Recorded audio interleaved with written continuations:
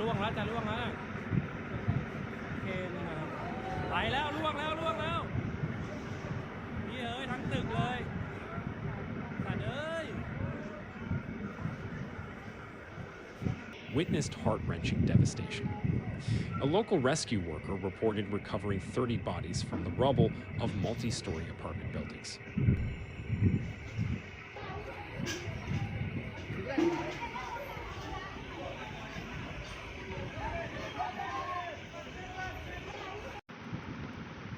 तो फ्रेंड्स, ये थोड़ी देर पहले आपने जो देखा कैसे बिल्डिंग गिर रहा है, कैसे सब कुछ तबाह हो रहा है, रास्ते से लेकर सब कुछ बर्बाद हो रहा है। ये कोई पॉलिटिकल कारनामे की रिएक्शन नहीं है जो किसी देश के सुप्रीम कोर्ट ने सुनाया होगा। ये हालत जो है अभी म्यांमार और थाईलैंड की है। तो देख ही सकते हैं कि भारत सरकार ने 118 मेंबर के फील्ड भेजा है म्यांमार में। हॉस्पिटलाइज जो सुविधाएं भारत दे सकता है उस विषय में, और भारत की जो मदद करने का तरीका है वो ऐसे ही है, और भारत ऐसा ही मदद करता है, जिसके लिए भारत ने ब्रह्मा नाम करके एक इस ऑपरेशन लॉन्च किया है। ये आप सब देख ही सकते हैं कि यहाँ पर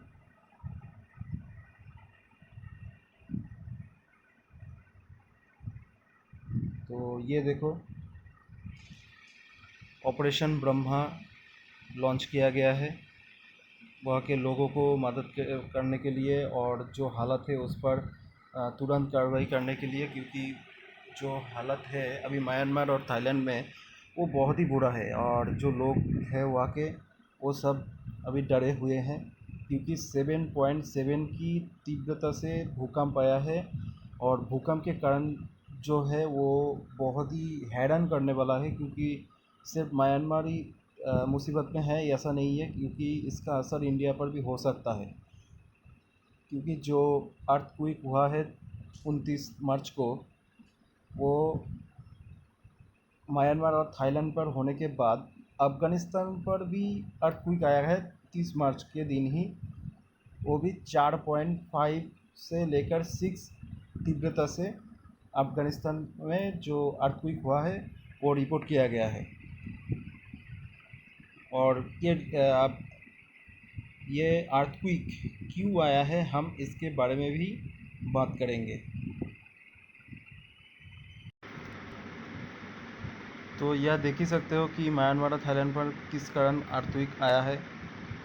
ये यहाँ लिखा हुआ है इंडियन एंड यूरेशियन प्लेट्स दोनों आपस में ऐसे टकराए कि बहुत ही भयानक तरीके से भूकंप आया है। और जो बताया जा रहा है कि थाईलैंड में अभी तक तो बहुत ही 1600 से ज़्यादा लोग मतलब मर जा चुके होंगे, और बाकियों को ढूंढने की काम चल रहा है। तो बिल्डिंग सारे टूट रहे हैं, तो अब सब समझ ही सकते हैं कि किस तरह के अर्थक्वेक आने पर बिल्डिंग ऐसे बिखर कर गिर जाता है। और यह देखो लिखा हुआ है कि 7.7 का अर्थक्वेक आया है।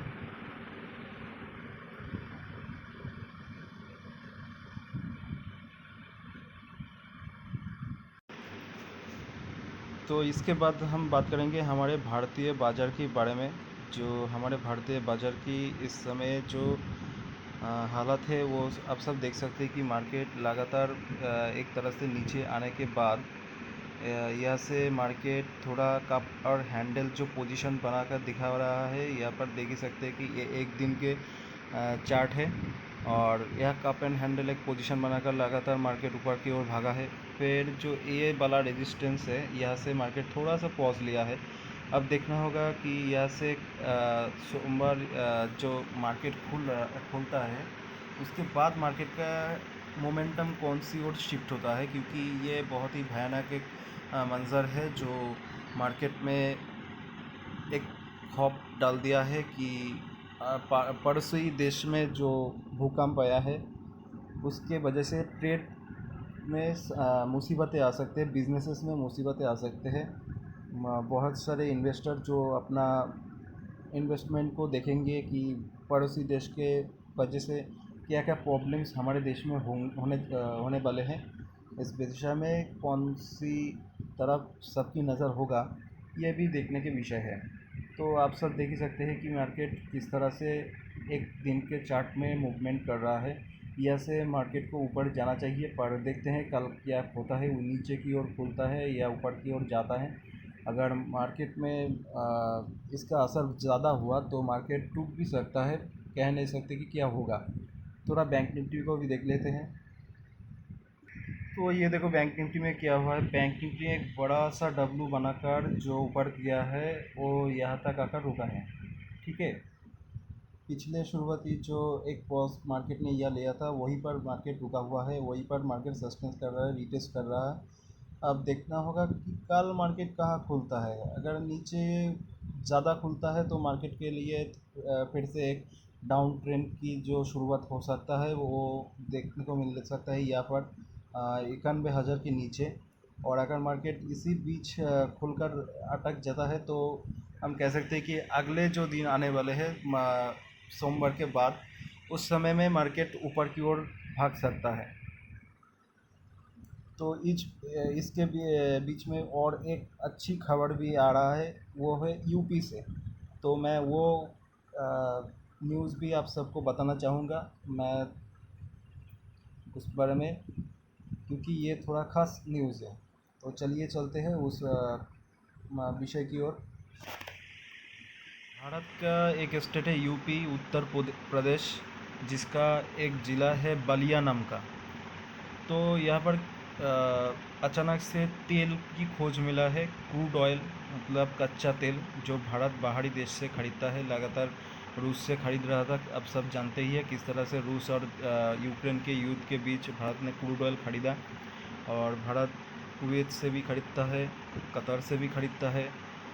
तो कच्चे तेल भारत में इतने पैमाने पर मिलने के मतलब है भारत के लिए एक अच्छी खबर, जो भारत के बिजनेसेस और जो तरक्की होंगे उसमें बहुत ही बड़ा योगदान आने वाला है।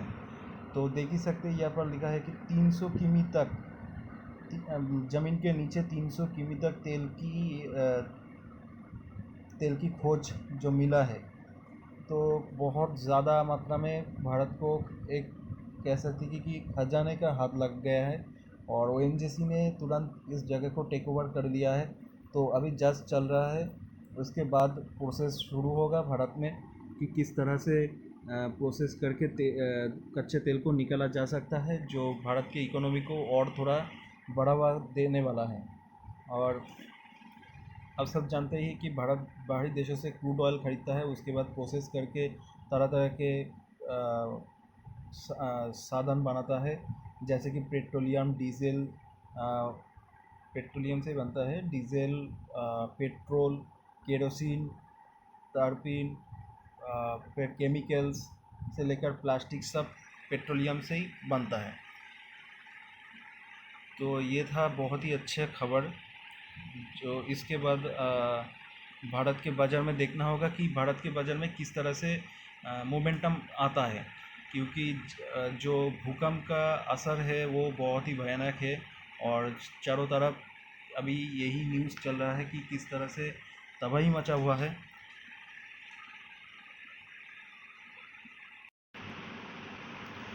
तो ये देखो किस तरह से बिल्डिंग गिर रहे हैं, और भूकंप का मंजर देखो सारे रोड किस तरह से कांप रहे हैं। ये एक नया कंस्ट्रक्शन वाला बिल्डिंग है जो पूरी तरह से डिमोलाइज्ड हो गया है।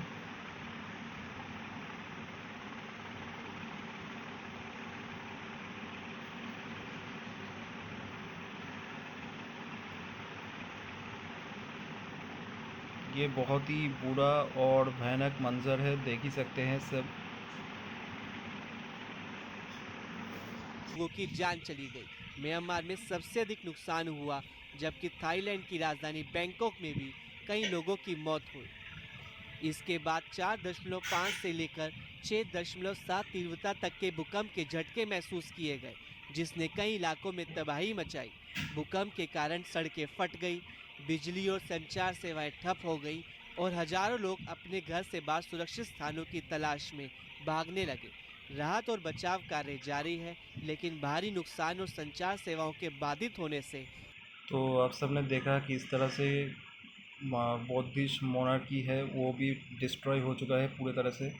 रास्ते किस तरह से टूटे हुए हैं, तो बहुत ही ज़्यादा नुकसान हो चुका है। तो अब देखना होगा कि भारतीय बाज़ार में इसका असर क्या होता है। तो एक बार सेंसेक्स को भी देख लिया जाए कि क्या हुआ है। सेंसेक्स नीचे आने के बाद ऐसे फिर कप एंड हैंडल बनाकर ऊपर गया है। तो ये रहा पूरा मामला जो आप सब देख सकते हैं। देखना होगा कि मार्केट खुलने के बाद क्या होता है।